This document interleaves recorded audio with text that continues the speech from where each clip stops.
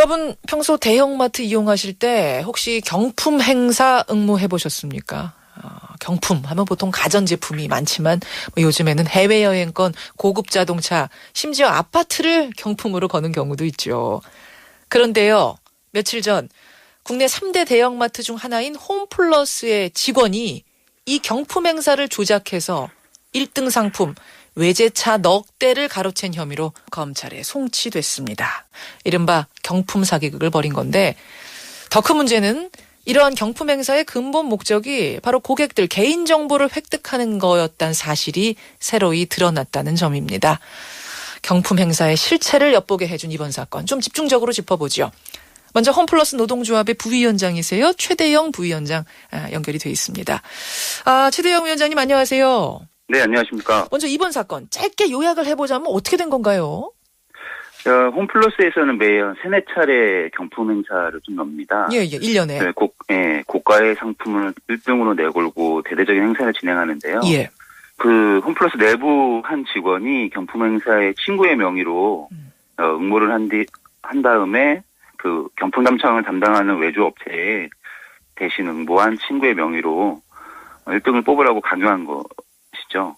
그러니까 직원의 친구는 명의만 빌려준 거고 결국 그 상품은 그 홈플러스 직원한테 갔단 얘기네요. 네네. 그게 이번 며칠 전에 있었던 언론 보도에 한 4건 정도 보도가 됐습니다. 똑같은 한 명의 직원이 4대를 1등 상품 4대를 그렇게 계속 자기가 가져갔어요. 네네. 그럼 그 차는 어떻게 자기가 타고 다닌 거예요? 뭘 어떻게 한 겁니까? 그 차를 수령을 해서 바로 처분을 한 거죠. 그래서 한 3천만 원에서 4천만 원 정도의 현금화를 해서 자신이 이제 개인적으로 횡령을 하게 된 거죠. 아니 근데 한 번도 아니고 두 번도 아니고 4번이나 그런 짓을 하는데 회사에서는 의심을 안 합니까?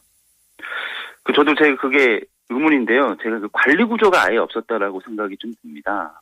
그리고 사실 이번 여러의 이 행사가 경품을 주기 위한 행사이기보다는 회사가 다른 좀 의도가 있기 때문에 거기에 집중을 하고 있기 때문에 벌어진 일이라고 좀 생각이 듭니다. 다시 말하면 누가 어떤 고객이 경품 타가는가가 중요한 게 아니라 그 경품 행사를 통한 다른 목적이 있었다.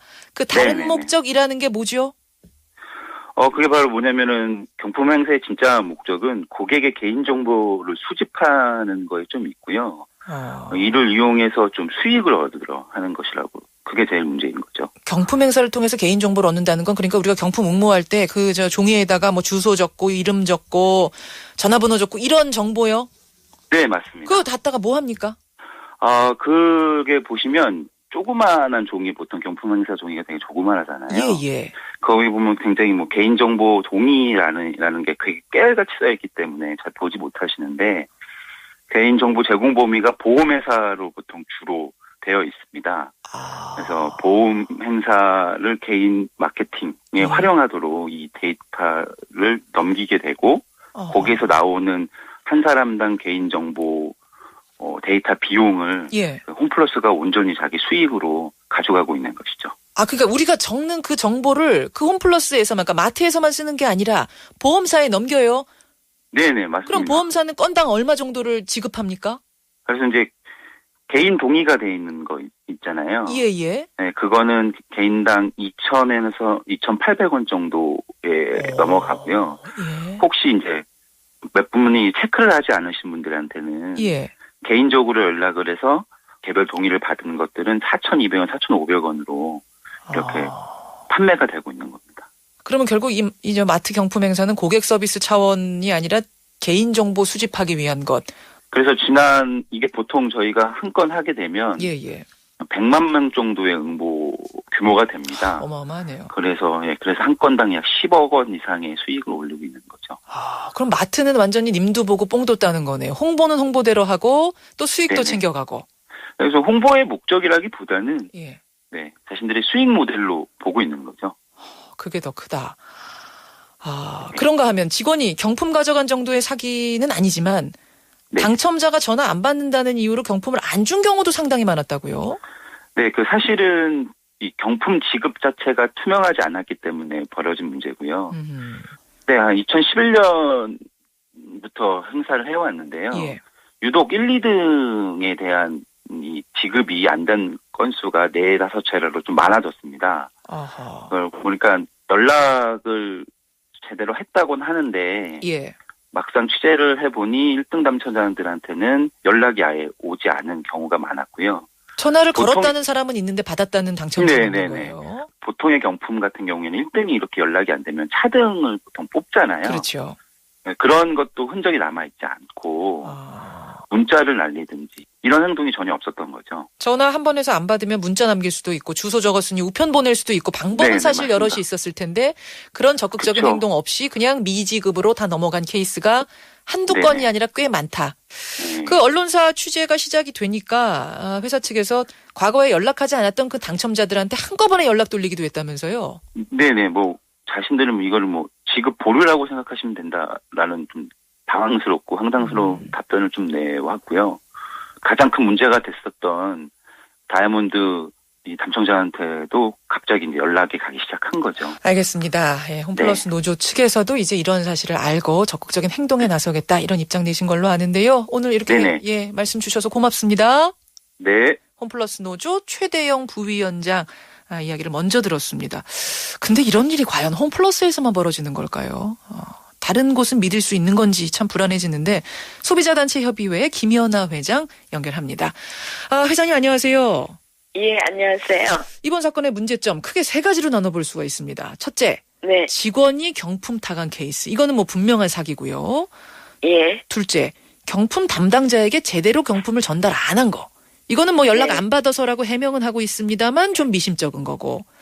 네. 마지막 문제는 이 경품을 통해 얻은 응모자들의 개인정보를 모두 보험사에 팔아 넘겼다는 건데 네. 어떻게 바라보셨어요, 이번 사건? 네. 그래서 그동안에 우리 소비자들이 경품에 대해서 과연 저게 소비자들한테 제대로 전달이 될까 하는 그런 우려를 낳았던 것이 예. 결국 현실로 그대로 나타났습니다. 그러게요. 결국은 소비자 기만하는 행위라는 거죠. 특히 이제 그 종이에 보면은 조그맣게 제3자에게 개인정보 제공하는데 동의한다. 이런 게 고지가 네네. 돼 있었다는 건데 사실은 네. 그걸 본 고객도 유심히 본 고객도 많지 않을 것 같고 봤다고 네. 하더라도 그 의미가 내 정보를 돈 받고 다른 곳에 팔아도 좋다. 이런 의미로 해석하는 고객은 그리 많지 않을 것 같거든요. 그렇죠.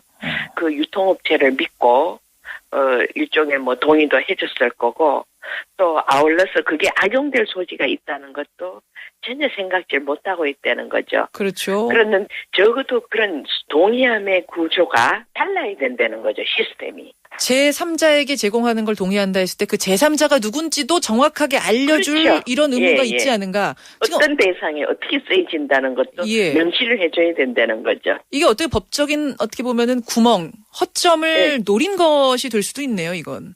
그렇죠.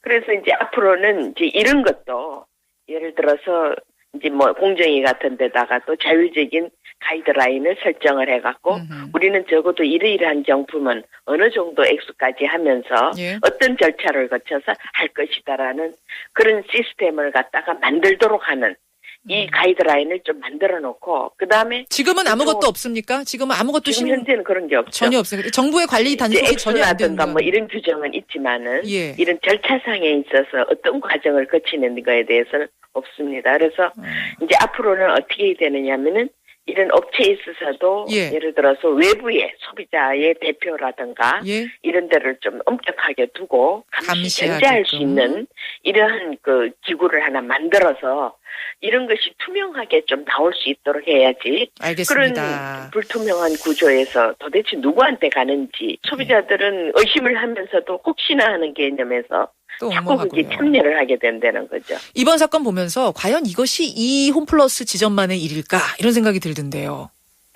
이거는 홈플러스 지점만의 일만 아니고 다른 유통업체나 이런 데에서도 많이 생기고 있습니다. 그래서 소비자들이 궁금해하고 예, 예. 과연 저런 것이 어떻게 되는지 한번 좀 짚어봤으면 좋겠다는 상담도 해온 적이 있습니다. 어떻게 생각하십니까, 여러분? 예, 참 허무하기까지 한 경품 응모 행사였네요. 여기까지 말씀 듣지요. 고맙습니다. 예, 수고하세요. 네. 소비자단체협의회 김연화 회장이었습니다.